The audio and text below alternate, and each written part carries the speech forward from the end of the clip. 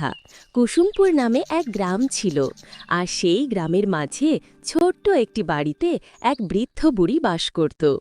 বুড়ির নিজের বলতে তার এক নাতনি ছিল, আর ছিল লালু আর কালু নামের দুটো পোষা কুকুর। বুড়ি কুকুর দুটোকে খুব ভালোবাসত, আর তারাও বুড়ির সব কথা বুঝতে পারত।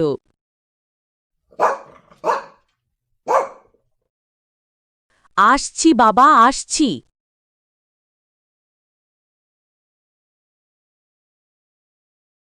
তোদেরকে নিয়ে আর পারা গেল না? একটু খিদে পেলেই ডাকাডাকি শুরু হয়ে যায়। নে, ওখানে খাবার দিয়েছি, খেয়ে নে।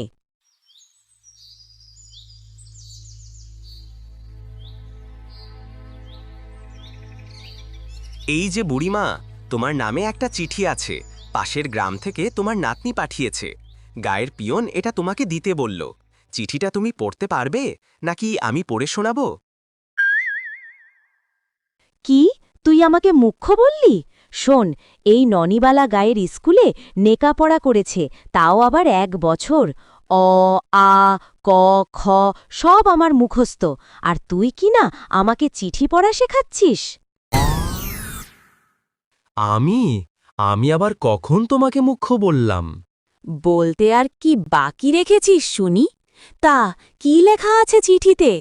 তোমার নাতনি তোমায় দেখতে চায়, কিন্তু বাড়ির কাজে সে খুবই ব্যস্ত, তাই আসতে পারছে না।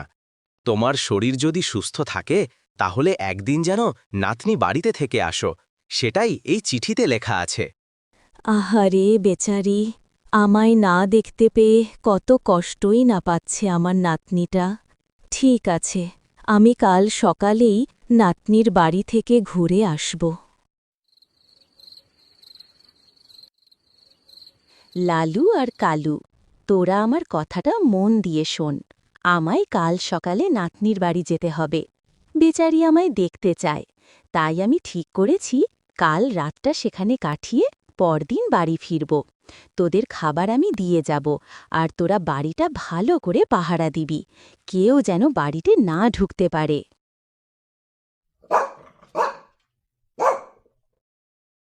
এই তো, তোরা আমার সব কথা বুঝতে পেরেছিস। আর একটা কথা, আমাদের পাড়াতেও কিছু চেনা জানা মিচকে চোর আছে। তারাও এসে যদি কিছু নেওয়ার চেষ্টা করে, তবে তাদের তাড়িয়ে তেপান্তরের মাঠ পার করে দিবি, এই বলে রাখলাম। এখন যা, বাইরে খাবার দেওয়া আছে, খেয়ে নে, আর গিয়ে নিজেদের জায়গায় শুয়ে পড়।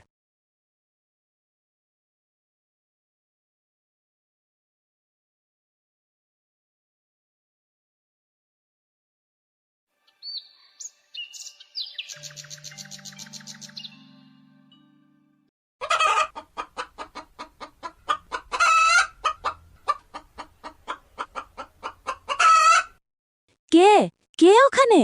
ও শিয়াল, তবে রে, দাঁড়া। সাত সকালে তুই আমার মুরগিগুলো খেতে এসেছিস? আজ তোকে এই ঝাঁটা দিয়ে ঝেঁটিয়ে তোর বংশ ধ্বংস করব। দাঁড়া, দাঁড়া বলছি।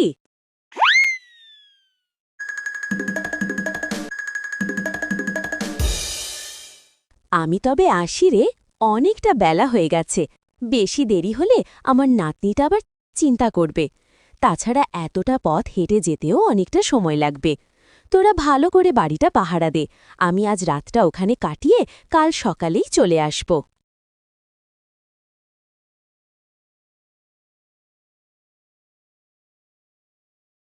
বুড়িমা রওনা দিল নাতনির বাড়ি যাওয়ার জন্য। আজ সে খুব খুশি। আজ অনেক দিন বাদে সে তার নাতনির সাথে দেখা করতে যাচ্ছে। অন্যদিকে গৃহস্থ বাড়ির বউয়ের তাড়া খেয়ে শেয়ালও ওই একই পথে দাঁড়িয়েছে। জানি না আজ সকালে কার মুখ দেখে ঘুম থেকে উঠেছি, শেষে কিনা মুরগি চুরি করতে গিয়ে ধরা খেলাম।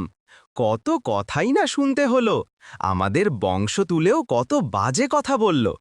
এই কথা যদি বাকি শেয়ালেরা জানতে পারে, তবে কি আমার কোনো সম্মান থাকবে তাদের কাছে? ছি ছি, লজ্জায় আমার মাথা কাটা যাচ্ছে।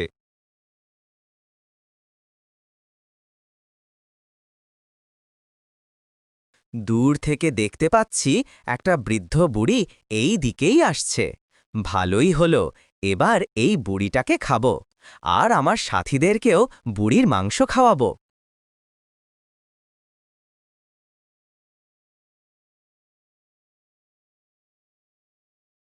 এই যে বুড়ি, আজ আমি তোমাকে খাবো। খুব খিদে পেয়েছে, তাই আজ তোমার মাংস খেয়ে আমার পেট ভরাবো। এই আপদটা আবার কোথা থেকে জুটল? এখন যদি এই শেয়ালটা আমায় কামড়ায় তাহলে তো আমি মারা যাব। না না, একটা কিছু বুদ্ধি আমায় মাথা থেকে বের করতেই হবে। আহারে বেচারা, তোমার বুঝি খুব খিদে পেয়েছে? কিন্তু আমি বৃদ্ধ মানুষ, শরীরে হাড় কটা ছাড়া তো আর কিছু নেই। আমায় খেয়ে কি তোমার পেট ভরবে? তার থেকে বরং তুমি আমায় একটা দিন সময় দাও। আমি নাতনির বাড়ি যাচ্ছি, সেখান থেকে একটু ভালো মন্দ খেয়ে আসি, তারপর তুমি আমায় খেও, তাহলে তোমার পেট ভরবে। কথাটা বুড়ি কিছু মন্দ বলেনি। এই বুড়ির শরীরে হাড়কটা ছাড়া সত্যি আর কিছু নেই।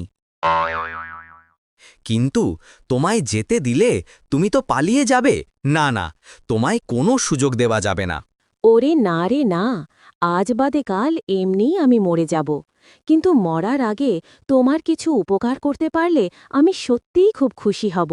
আমায় একটা সুযোগ দিয়ে দেখো, আমি কথা দিচ্ছি আমি কাল ঠিক তোমার কাছে আসব। বেশ, আজ তোমায় যেতে দিলাম, কিন্তু আজকের কথাটা যেন মনে থাকে। কথার খেলাপ কিন্তু এই শেয়াল পণ্ডিত একদম পছন্দ করে না।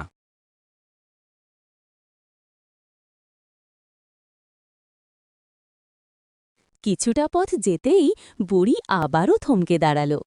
দেখল তার সামনে একটা বড় বাঘ দাঁড়িয়ে আছে। সে ভাবতে লাগল আজ আর তার নাতনির বাড়ি যাওয়া বোধহয় হবে না। বুড়িকে দেখে বাঘ বলল, এ যে দেখি মেঘ না চাইতেই জল, শিকার আমার সামনে নিজেই এসে হাজির। আজ এই বুড়ির মাংস খেয়ে নিজের পেট ভরাবো। অনেক দিন মানুষের মাংস খাই না, আজ ভোজনটা বেশ দারুণ হবে। হায় হায়, আজ আর বোধহয় শেষ রক্ষা হল না। এই শেষ বয়সে এসে তবে কি আমার শরীরটা বাঘে শেয়ালে ছিঁড়ে খাবে? তবে একটা শেষ চেষ্টা করা যাক। যদি প্রাণে বেঁচে যাই তাহলে আর কোনো দিন নাতনির বাড়ি যাব না। আহারে বেচারা, তোমার বুঝি খুব খিদে পেয়েছে? কিন্তু আমি বৃদ্ধ মানুষ, শরীরে হাড় কটা ছাড়া তো আর কিছু নেই। আমায় খেয়ে কি তোমার পেট ভরবে? তার থেকে বরং তুমি আমায় একটা দিন সময় দাও।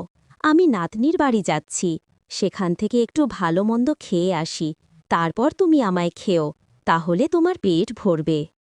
কিন্তু তোমায় যেতে দিলে তুমি তো পালিয়ে যাবে। না না, তোমায়